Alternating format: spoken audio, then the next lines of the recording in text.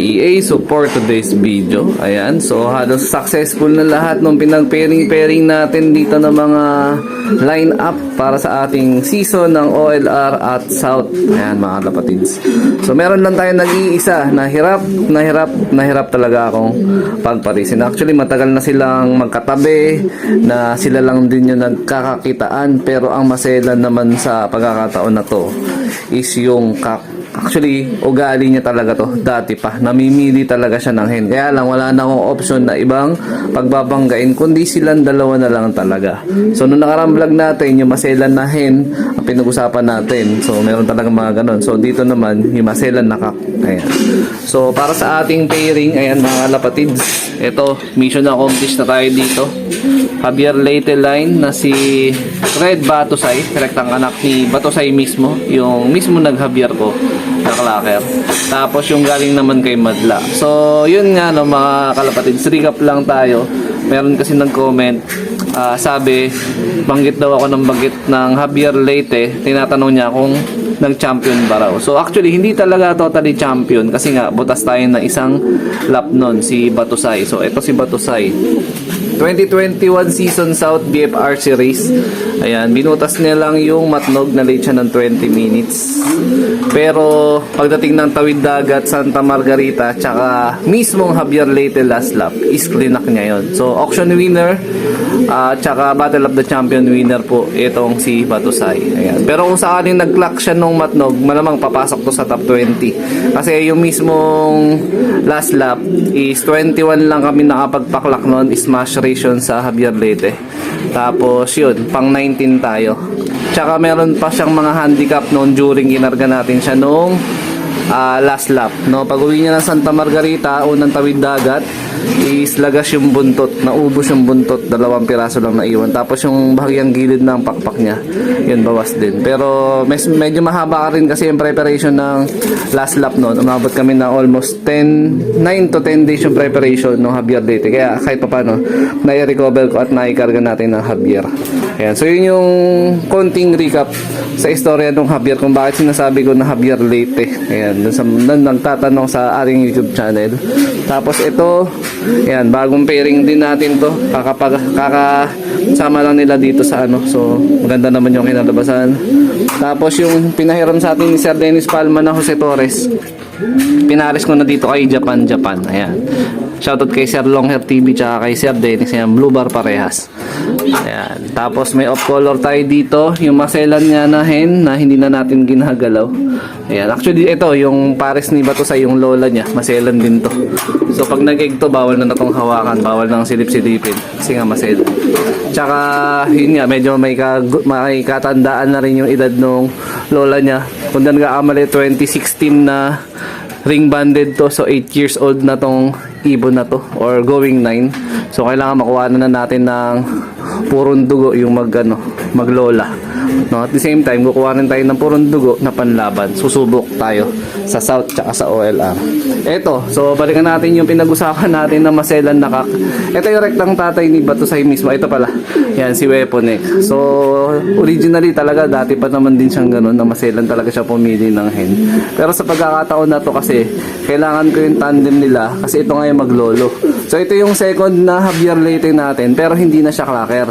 Kumbaga, nung season pa din ng BFRC last year, itong last lang, nakapagpa-uwi ulit tayo ng Javier, pero inabot na siya halos ng 1 buwan bago nakauwi. Ayan. Pero rektang anak to nung Javier natin na clacker. So, ginawa ko na lang din siyang breeder para makuha na ng lahi, purong dugo. And then, sana, sanahin nga yung kunat tsaka yung home instinct na pang long distance, no. Medyo inapos lang talaga tayo, no? Hindi ko na alam kung ano nangyari sa kanya. Actually, nung umuwi siya ng Javier after a month, ayan, no, intact pa din yung sticker niya. Hindi ko na nga tinanggal, no? Ayan. So, ayan, ito yung magtatay, oh. Ayan, si Batusay tsaka si Weaponex. Actually, meron na sila mga bagong Pigeon ID na may background. Hindi ko lang napapaprint. Tapos yun nga, hindi pa tayo nakapag-ayos dito totally kasi wala pa naman totally na mga masyadong aayusin. So sana, pag nagkaroon tayo ng maganda-gandang result, especially ngayong South Race natin. Ayan. So, disclaimer lang, hindi po ako champion panser. Pero, nag-aim tayo na syempre, magkaroon ng magandang resulta this coming season ng South. Tsaka, yung upcoming OLR. Ayan. So, eto, pisa na. Ayan, no? Meron tayo ditong bagong pisa. Pero, soon, ililipat ko rin sila dito, no? Lalo na pagka nakatapos na nagwalay tayo ng ibon kasi nga may dito tayo magkakaroon ng bahagyan changes by end of March. Ayan. So yung lot nga natin dun sa labas is tatanggalin. So ang option is dito tayo maglalagay ng maliit na lot. Dito. Wala tayo ibang choice kundi dito lang talaga maglagay. So soon mapapanood yun, makikita nyo, no? Pero kung magkaroon tayo ng magandang resulta sa South, baka mabago yung plano at mas magandang lop ang pwede nating ilagay dyan, di ba? Soon, sana. O ayan, update sa ating mga Warriors. Tuesday morning ngayon, mga lapatids. Ayan. Saan si Chocolab? Chocolab! O ayun, no? Nagbibilad pala yung loko. Magaganda naman yung droppings nila. Hindi ko na nga lang napakita kanina. Pero patungkol naman dito kay Nakamura, dala-dalawa asawa. Palipat-lipat lang siya ng pwesto. Minsan nandiyan siya sa perch ng isang yan, si Miss Kim. Minsan nandito naman siya sa tabi ng perch ni Yasha. O ayan, o. Pag-mekos-mekos lang tayo, Tuesday morning sa mga ibon. Ayan, yung mga powdered natin. Ito yung mga sinusubukan natin na bagong sistema na dinagdag. So sa ngayon, hindi ko muna mai-share ng todo kasi nga, syempre sumusubok pa lang din tayo, no?